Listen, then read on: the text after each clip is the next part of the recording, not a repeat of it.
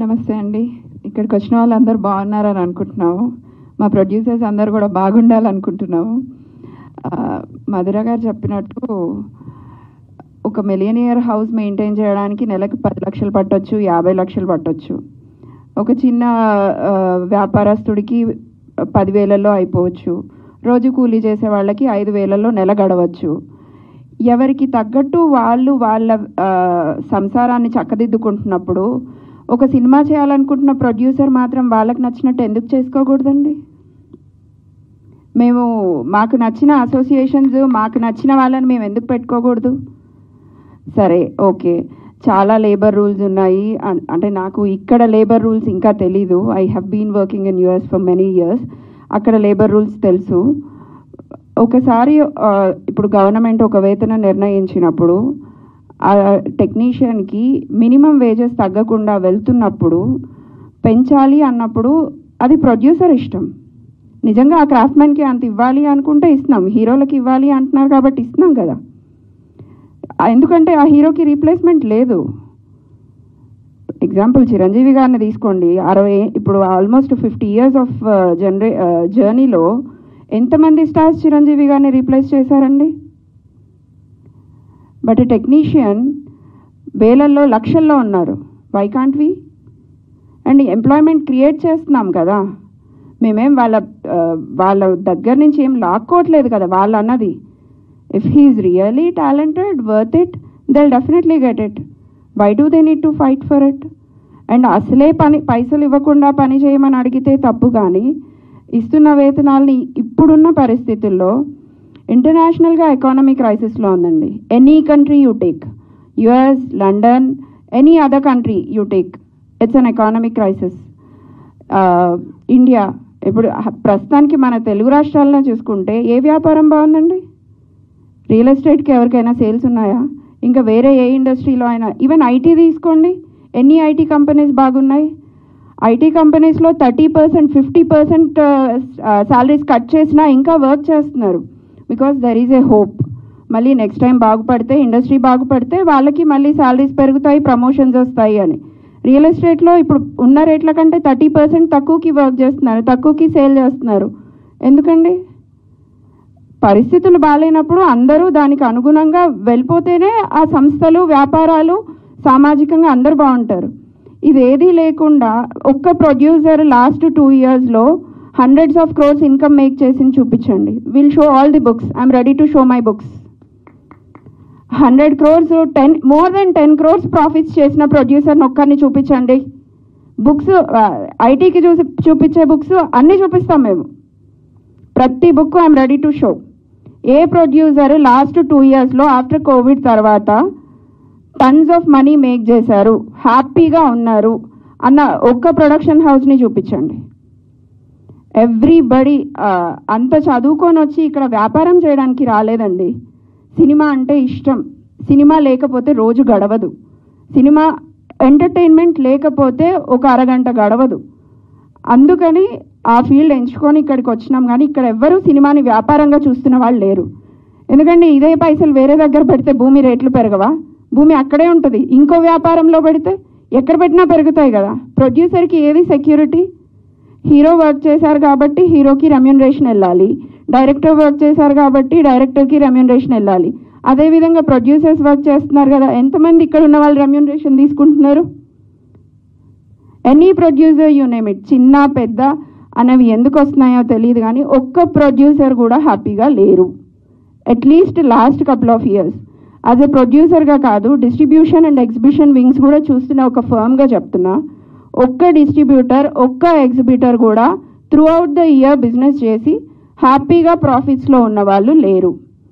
సొంత వ్యాపారాలు అమ్ముకొని, సొంత స్థలాలు అమ్ముకొని, సినిమా మీద, ఓన్లీ సినిమా మీద ఉన్న ఇష్టంతో ఇంకా ఇండస్ట్రీలో గడుపుతున్న వాళ్ళు 99%. మేబీ కొంతమంది అనొచ్చు ఎక్స్పీరియన్స్ లేదు కదా మీకు అన్నీ అలాగే కనిపిస్తాయి అని. అండ్ ఐ డోంట్ నో, నెగిటివ్గా కూడా మాట్లాడతారేమో, మీకేం తెలుసు, మీరు వచ్చి ఎన్ని సంవత్సరాలు అవుతుంది అని. కానీ కొంచెం చదువుకున్న వాళ్ళం కాబట్టి అర్థమవుతుందండి పరిస్థితులు చూస్తుంటే. చాలా అంటే చాలా దయనీయమైన పరిస్థితుల్లో ఉంది Telugu film industry. We have made movies like Baahubali, Pushpa 2 or Hanuman, anything. కాకపోతే ఇప్పుడున్న సిచ్యువేషన్లో ఏ ప్రొడ్యూసరు హ్యాపీగా లేరు. అది మా అందరికంటే ఎక్కువగా మా కార్మికులకు తెలుసు. ఈరోజు నాతో వర్క్ చేస్తున్న సినిమాలో ఎవ్రీ యూనియన్ మెంబర్స్కి తెలుసు మేము ఎంత స్ట్రగుల్ పడుతున్నామో సినిమా కంప్లీట్ చేయడానికి. ప్రతి ప్రొడ్యూసర్ వాళ్ళకి తెలుసు. వాళ్ళకన్నా ఒక స్కెడ్యూల్ అయిపోయేసరికి అమౌంట్స్ రిసీవ్ అవుతున్నాయి. ప్రొడ్యూసర్కి సినిమా అయిపోయి రిలీజ్ అయిన తర్వాత కూడా 90% ఆఫ్ ది అమౌంట్స్ రావట్లేదు. 90% ఆఫ్ పీపుల్కి అసలు అమౌంట్స్ రికవరీయే అవ్వట్లేదు. మేము మాట్లాడకూడదు, ఎందుకంటే మాట్లాడితే వాళ్ళ హీరో సినిమా వల్ల నష్టపోయామని అంటారు కొంతమంది. ఇంకా కొంతమంది వాళ్ళకి బిజినెస్ చేతగాక చేయలేదంటారు. ఇంకా కొంతమంది మీకేం తెలుసు అసలు అని మాట్లాడతారు. ఇంకా కొంతమంది మేబీ నేను అమ్మాయిని కదా నువ్వు నోరు మూసుకొని ఇంట్లో ఉంటే బెటర్ ఏమో అనేవి చాలా రకాలుగా వినబడతాయి. కాకపోతే ఇప్పుడు ఇండస్ట్రీ ఉన్న సిచ్యువేషన్స్లో రేట్ హైక్ చేసే పరిస్థితుల్లో ఏ ప్రొడ్యూసర్ లేరు. అది అందరికంటే ఎక్కువ మా కార్మికులు ఎవరైతే అసోసియేషన్స్ రిప్రజెంట్ చేస్తున్నారో వాళ్ళకి బాగా తెలుసు. అసోసియేషన్స్ వాళ్ళని మేమేం తప్పు పట్టట్లేదు, ఎవరికైనా వాళ్ళకి కావాల్సింది అడిగే హక్కు ఉంది. కాకపోతే ఇది రైట్ టైం కాదు. ప్రొడ్యూసర్స్ అందరము ఏకధాటిగా ఒకసారి ఎప్పుడైతే వాళ్ళకే తెలుస్తుంది కదా ఈ సంవత్సరంలో ఎన్ని హిట్ మూవీస్ వచ్చాయండి. సో ఇటువంటి పరిస్థితుల్లో మేము వాళ్ళని కాదు అనడానికి కూడా మా దగ్గర స్ట్రాంగ్ రీజన్స్ ఉన్నాయి కాబట్టే కదా చేయలేకపోతున్నాము. ఎప్పుడైతే సిచ్యువేషన్ సినిమా ఇండస్ట్రీ బాగుపడుతుందో డెఫినెట్గా we all there to accommodate their whatever they are asking. వాళ్ళకి ఎప్పుడు ఏది కావాలన్నా చూసుకుంటూనే వస్తున్నారు ప్రొడ్యూసర్స్ అందరూ. కోవిడ్ లాంటి సిచ్యువేషన్స్లో కూడా ప్రైస్ హైక్ అడిగితే చేసాము కాదనకుండా. అప్పుడు యూనియన్స్ అందరికీ అడిగినట్టుగా ఇచ్చేసాం. ఇప్పుడు ఇవ్వలేని పరిస్థితులు ఉన్నప్పుడు వాళ్ళు కూడా అర్థం చేసుకొని సపోర్ట్ చేయాల్సిన టైం ఇది. ఇక్కడ ఎవరు ఎక్కువ ఎవరు తక్కువ అన్నది పక్కకు పెడితే 24 క్రాఫ్ట్స్తో పాటు అందరం కలిసి వర్క్ చేస్తేనే ఈ ఇష్యూ రిజాల్వ్ అవుతుంది. ఐ డోంట్ నో ఎవ్రీబడి ప్రతి ఒక్కరూ అర్థం చేసుకొని దీన్ని ఎంత తొందరగా వీలైతే అంత తొందరగా రిజాల్వ్ చేస్తారని కోరుకుంటున్నాను. Thank you madam. ఇండియా గర్వించదగిన సినిమా తీసిన హనుమాన్ ప్రొడ్యూసర్ చైతన్య గారు, అలాగే వంశీ గారిని కూడా మాట్లాడాల్సిందిగా కోరుకుంటున్నాను.